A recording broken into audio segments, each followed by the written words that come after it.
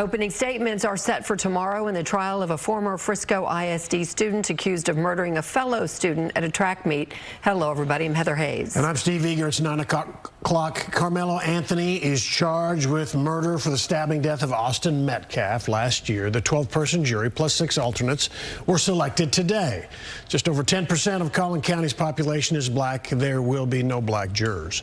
Before the final jury was seated, the defense objected to the final 3 black candidates being struck by the prosecution. Fox 4's Amelia Jones is here to explain what it all means for the trial. Amelia.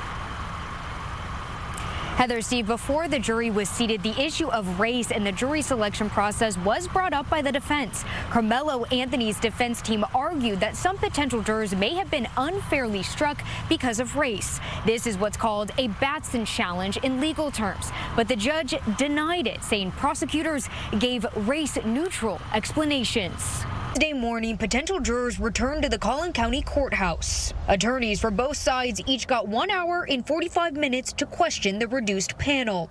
They were questioned on a variety of topics, including their views on race, how they feel about serving on this case, and whether they would hold it against the defendant if he chose not to testify on his own behalf. The defense also tried to gauge if the potential jurors would be uncomfortable giving Karmelo Anthony a lower sentence if there's a guilty verdict. Question prospective jurors in this way, what we're left with is a jury that can approach the evidence fairly with an open mind, apply the law as the judge instructs it to the evidence, and then as was noted today, move on to a sentencing phase of the trial as well. Anthony is accused of fatally stabbing 17-year-old Austin Metcalf last year at a Frisco ISD track meet. Witnesses say the two got in an argument and Anthony stabbed Metcalf in the chest. Metcalf died in his twin brother's arms. Police say Anthony claimed he acted in self-defense. The high-profile case has become racially charged, fueled in large part by online speculation, rumors, and misinformation. Race and jury selection became a focus in court Wednesday after defense attorneys raised what's called a Batson challenge, a legal objection used when one side believes potential jurors were removed because of race. The defense attorneys raised concern about 3 black women who were potential jurors, the only black people left to potentially be on the jury. The party challenging the strike at that point is going to have to prove purposeful discrimination. Anna Offit is a law professor at Southern Methodist University and not involved in the case. She teaches courses on criminal law and a seminar on juries. Offit says Batson challenges are rarely made and they're rarely successful. The reason for that is it is not very challenging for a party to be able to come up with a number of neutral reasons, other reasons that a strike might have been exercised. The prosecution said the 3 jurors were struck because they were all educators. The stabbing happened at a school function involving students.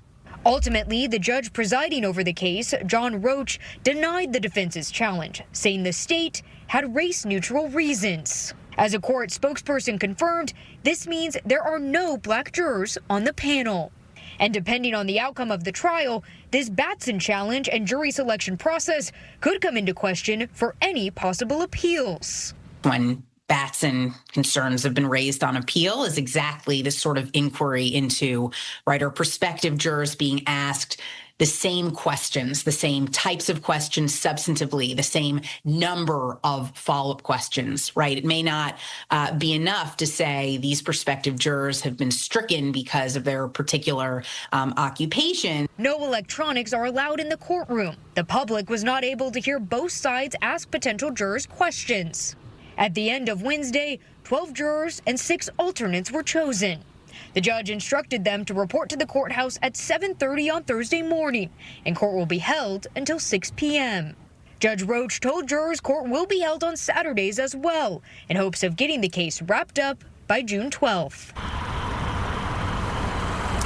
Karmelo Anthony was in the courtroom today. He was wearing a suit and tie with a purple shirt, purple being the chosen color his supporters have been wearing to court as well.